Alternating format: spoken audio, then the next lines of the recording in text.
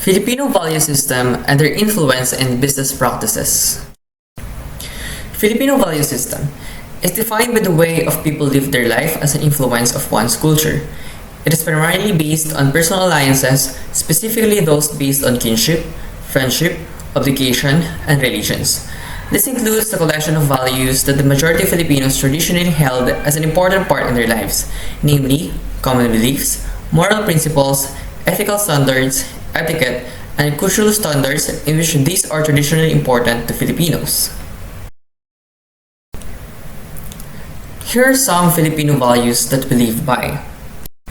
The first one is bahala na. There's no defined English translation for bahala na. However, there are several interpretations for this.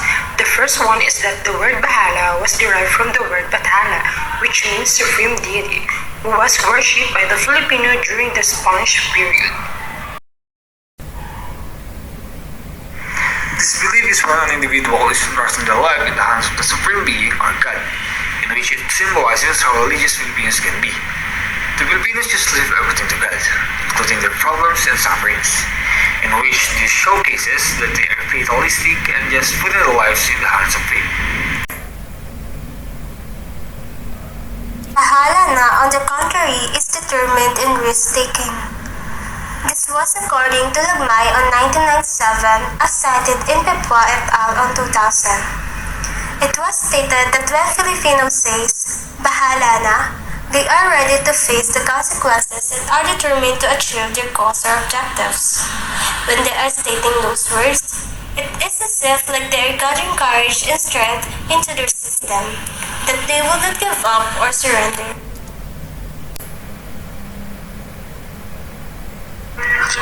However, in business, you cannot just put its life in the hands of fate, since there's no definite answer that your business will succeed or not. Everything should be carefully studied or planned, in order for it to avoid or prevent the downfall of the business in the future.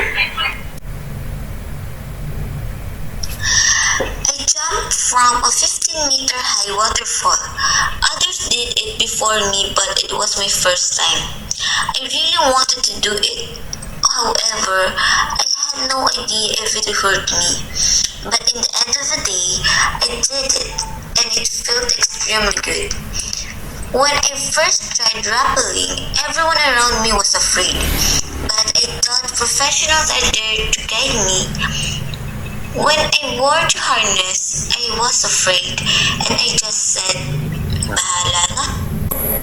Let's have the second one. We have the pakikisama or pakikipagkapwa-tao. Pakikisama o pakikipagkapwa-tao. These two are fundamental aspects of Filipino culture. It is a mutual comprehension of the other person's personalities and consciousness. It is treating other with equality, respect, and integrity. This is a realistic translation of pakikisama o pakikipagkapwa-tao in industry, since the goal of this is to provide useful products and services that will improve the way of living of the people. For example, Pedro is a sole proprietor. His cousin approached him and was trying to borrow 5,000 pesos for an emergency reason. Because he had no personal cash at that time, out of pakikisama, he got the amount of 5,000 pesos from his business collection and lent it to his cousin.